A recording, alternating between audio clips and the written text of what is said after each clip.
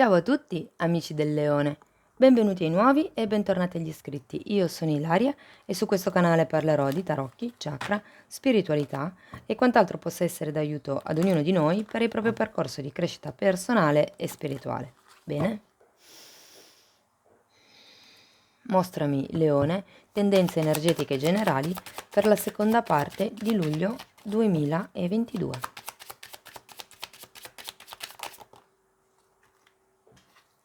Abbiamo la carta del giudizio e la carta della luna. Wow! Amici del Leone, si parla di un periodo dove si prende consapevolezza del proprio lato interiore, della propria spiritualità, della propria evoluzione personale. Mi parlano di Matrix, quindi è come se qualcuno qui si rendesse conto di quello che si intende come Matrix, di quello che si intende la matrice, gli schemi che si ripetono nella vita fondamentalmente. Va se riesco a farla star su? Ok. Andiamo a vedere con l'oracolo della saggezza che cosa vi dicono. La carta del giudizio parla di chiusure cicli, è una carta numero 20, quindi sono 2-10, ok? Parla di risveglio spirituale. Per qualcuno si tratta semplicemente di un'idea che magari viene a galla, magari è un progetto che si riscopre dopo tanto tempo e che insomma si tira fuori dal cassetto. Allora abbiamo, wow, serendipità, carta numero 18, è una carta di grossa fortuna, infatti c'è anche un quadrifoglio e parla di quelle che sono le sincronicità dell'universo, tutto quello che è per caso, che in realtà non è un caso, no? Tutto quello che succede per sincronicità, trovarsi al momento giusto, nel posto giusto, con le persone giuste. Poi abbiamo costruire palazzi. Ecco, carta numero 28. Vi faccio notare che questa carta è la numero 18 e la luna è la numero 18. Questa carta vi parla del fatto che per costruire dei palazzi bisogna iniziare dal basso, bisogna iniziare mattone per mattone. Le potenzialità ci sono, ma fondamentalmente invita a non correre troppo, a mettere un pezzo per volta, ok? E in quel modo lì, piano piano, si riesce a costruire addirittura un palazzo, non solo una casa. Poi abbiamo essere imparziali e qui sento che fa riferimento, carta numero 38, 18, 28, 38. Ah, pensavo fosse una 48 questa. Essere imparziali. Allora, come dicevo, la figura viene rappresentata con una bilancia, quindi qui si tratta di mettere sul piatto della bilancia quelle che sono i pro e i contro di una situazione e cercare di valutare in modo oggettivo e non soggettivo. Quindi cercare di essere equilibrati in quello che è la valutazione di qualcosa in questo momento. Poi abbiamo Casa Dolce Casa, carta numero 50. Qui parla di quello che è, passatemi il termine, la casa interiore, quindi dove noi ci sentiamo a casa, quello che a noi fa sentire a casa, ok? Quello che per noi rappresenta casa. Magari per qualcuno si tratta di un cambio di casa, potrebbe rappresentare una ristrutturazione anche di una casa. Anche qui abbiamo costruire palazzi, quindi andiamo a vedere con i tarocchi che cosa vi dicono. Io intanto vi ricordo che le letture sono fatte per un collettivo, potrebbe essere che non tutto risuoni, voi prendete quello che vi serve e lasciate andare il resto all'universo. Per avere poi un messaggio più completo potete ascoltare Ascendente e Segno Lunare e nella descrizione del video trovate un link che spiega proprio come mettere insieme il messaggio di questi 3 oroscopi. E sempre nella descrizione trovate anche la mia mail nel caso vogliate contattarmi. Wow ragazzi! Il mondo, l'imperatore, il 6 di coppe. Stesa davvero interessante. Partiamo con il mondo. Il mondo può parlare di qualche tipo di cambio che c'è stato, o che sta per avvenire o che è lì lì per avvenire. Normalmente parla di cambi a 360 gradi. La carta del mondo parla di una chiusura ciclo e dell'apertura di un altro ciclo. Molte volte fa anche riferimento a quello che è uno spostamento, un trasferimento, un trasloco, perché no, siamo a luglio, per qualcuno si potrebbe anche trattare di una vacanza. L'imperatore parla di stabilità, parla di qualche tipo di regola, qualche tipo di struttura che in questo momento state strutturando. In questo momento vi sento comunque in questa fase di imperatore, quindi in una fase di potere personale, di potere anche materiale, di stabilità, ma nel senso di presa di posizione, ok? Abbiamo poi anche un 6 di coppe e qui potrebbe fare riferimento a quello che in realtà è un sogno, e anche qui con la luna vi avevo parlato di un sogno, vi avevo detto che c'è qualche cosa che sta ritornando un pochettino a galla dal passato. Ehm, per qualcuno si potrebbe trattare del fatto che si abbia voglia di una relazione o di un rapporto puro. Anche se fosse una relazione lavorativa o di amicizia, ok? C'è voglia di quella sorta di genuinità. Abbiamo poi una regina di coppe. Qui sento che c'è qualcuno che non è tanto in connessione con il proprio lato emotivo, o meglio, potrebbe anche essere in connessione, ma forse non ce l'ha proprio tutto chiaro. La regina di coppe molte volte parla di una persona che è un po' inabissata nei propri sentimenti e nelle proprie emozioni, ci si perde un po' dentro, diciamo, no? E qui, essendoci la carta della luna, sento che potrebbe fare riferimento proprio a quelle che sono le paure. Abbiamo un 8, se non fosse un atteggiamento per qualcuno, potrebbe anche essere una donna, o comunque una persona con un divino femminile molto sviluppato, che è, diciamo così, dentro questo tipo di situazione o di realtà che voi state vivendo. Abbiamo poi un 8 di pentacoli, che è una bellissima carta che mi parla di lavoro, mi parla di precisione, mi parla di costanza, è un po' la stessa energia dell'imperatore, nel senso che anche l'imperatore ha questa energia di lavoro costante, di regole, di perseveranza, ok? Per perseguire i propri obiettivi. E comunque l'otto di pentacoli trovo che abbia un po' la stessa energia. Abbiamo poi un 6 di bastoni, ragazzi, quindi si parla di qualche tipo di riconoscimento che arriva, qualche tipo di successo, di lode, se vogliamo, che arriva in questa seconda parte di luglio. Andiamo a vedere l'ultima carta, andiamo a vedere come finisce la stesa. Abbiamo un 4 di coppe, quindi io sento che qui qualcuno ancora non sarà pienamente soddisfatto, perché il 4 di coppe è la carta che parla della cecità, di qualcuno che non vede quello che ha intorno. Si è talmente focalizzati in quello che si ha davanti che fondamentalmente non si vedono quali potrebbero essere le opportunità fortunate che magari ci stanno riservando gli spiriti guida, insomma. Andiamo a spiegare carta per carta. Vediamo di che cosa si tratta. Io intanto volevo comunicare che ho iniziato a pubblicare il corso di tarocchi, è gratuito, ok? È un corso base e lo trovate nella playlist del mio canale sotto la sezione tarocchi e corsi. Bene, andiamo a vedere il mondo. Abbiamo la carta della stella e il 7 di spade, ragazzi. Io credo che qui si tratti proprio di qualche tipo di sogno, di qualche tipo di desiderio, di obiettivo, mm, che però con questo 7 di spade sento non essere proprio stato valutato in modo corretto, perché 7 di spade fa sempre riferimento a quelle che potrebbero essere le proiezioni che si fanno all'interno di una situazione o di una relazione. In questo caso, essendo uscita con la carta della stella, sento che è una proiezione per quello che riguarda il vostro obiettivo o il vostro sogno in essere, no? È come se fossero cambiate le carte in tavola. Andiamo a vedere l'imperatore. Abbiamo un fante di coppe e un 9 di bastoni. Ancora una carta. Asso di spade al contrario. e l'appeso al contrario. Allora, il fatto che ci sia l'imperatore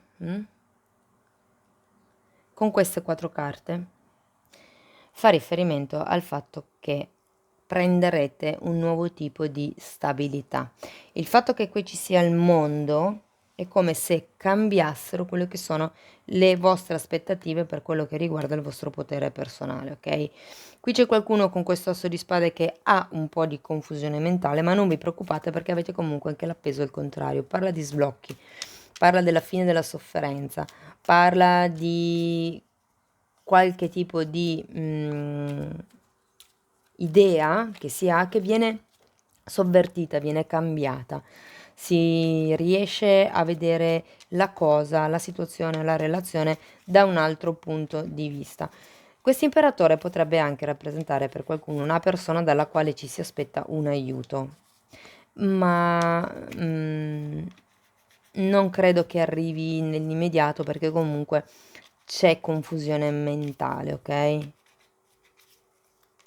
Andiamo a vedere questo 6 di coppe per piacere, grazie. Regina di Pentacoli e 9 di Pentacoli. Io credo che qui qualcuno abbia un grosso desiderio di indipendenza, proprio a livello economico.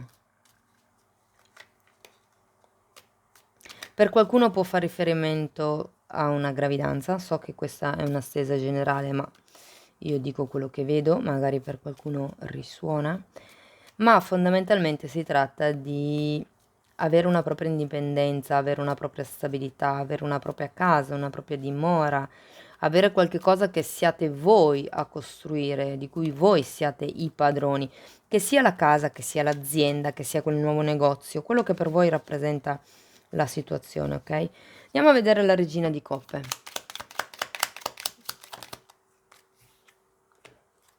Cinque di spade e re di spade. Allora, qui ci sono dei conflitti mentali e si vedono dal 5 di spade.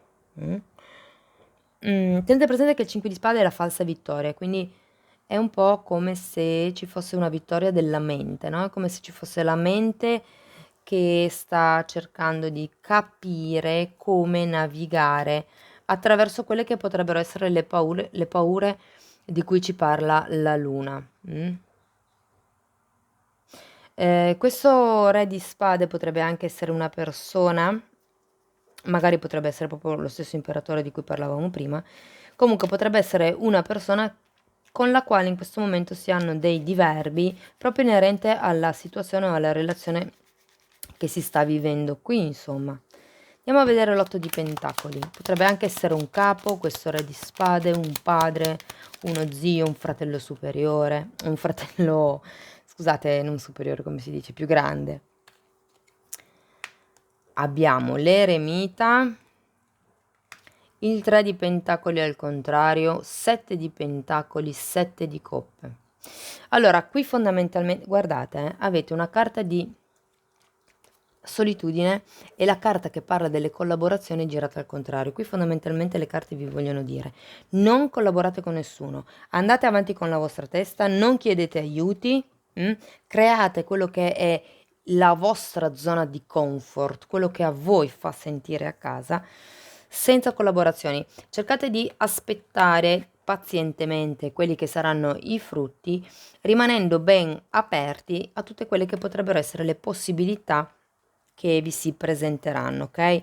C'è da lavorare duro, ma c'è da lavorare duro soprattutto su voi stessi, perché avete questo lato della luna che porta fuori paure e sensazioni ed emozioni anche magari che si erano un po' dimenticate, ma che destabilizzano. Quindi qui con l'eremita si tratta proprio di fare quel tipo di lavoro interiore, di andare avanti in solitudine anche per quello che riguarda il tipo di lavoro, di progetto che avete in testa. Andiamo a vedere il 6 di bastoni. Abbiamo la carta della morte al contrario e la carta del diavolo, ragazzi. Ancora una carta per spiegare queste due. Un 7 di bastoni.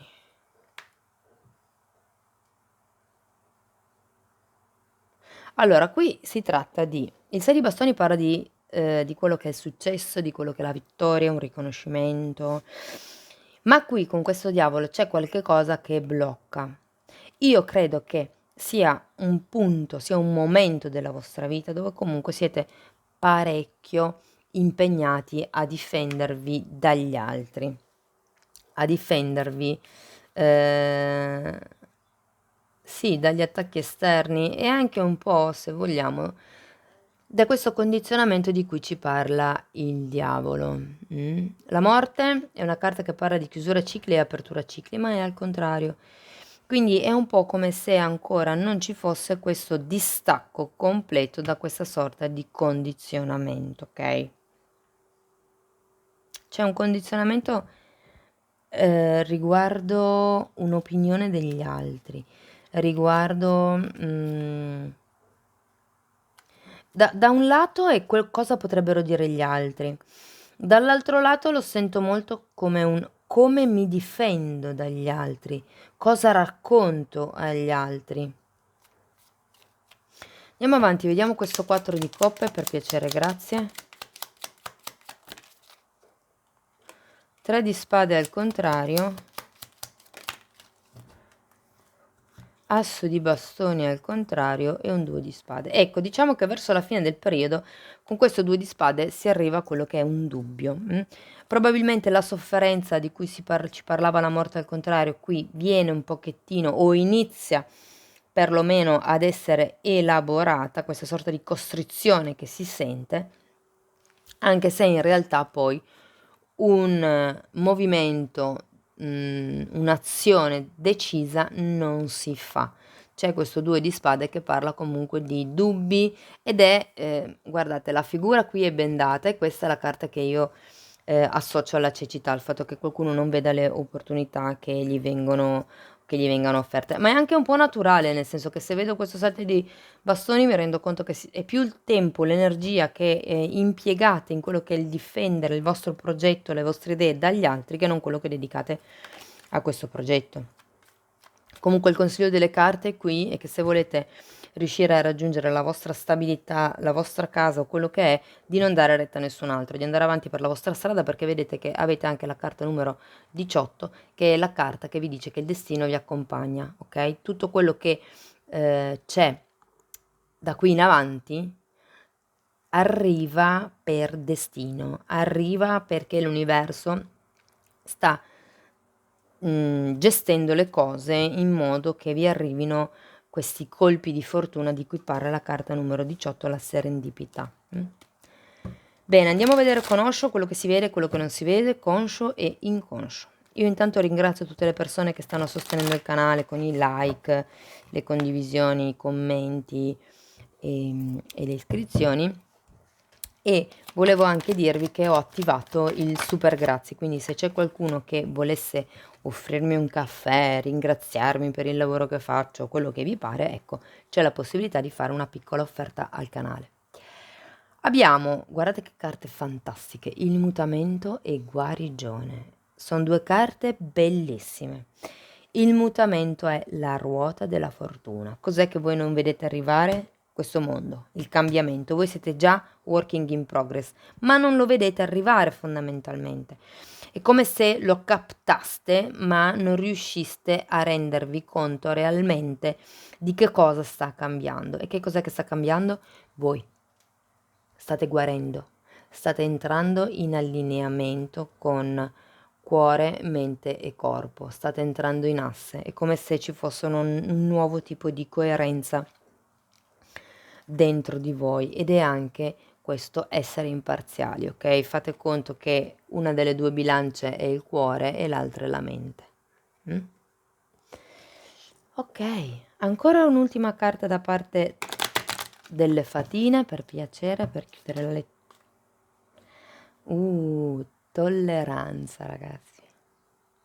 Tolleranza verso gli altri, ma tolleranza anche verso se stessi. Ieri, giusto ieri, parlavo con un'amica e si stava parlando dei propri passi evolutivi, no? E il punto è che abbiamo fatto questo tipo di riflessione, la voglio condividere con voi, che ad un certo punto bisogna anche imparare a dirsi bravi, perché quando ci si pone un obiettivo, quando si ha un sogno, ok? Si è bravissimi, tutti sono bravissimi a sgridarsi. Non hai fatto questo, potevi fare quell'altro, poteva andare così, tutte le proiezioni mentali, no?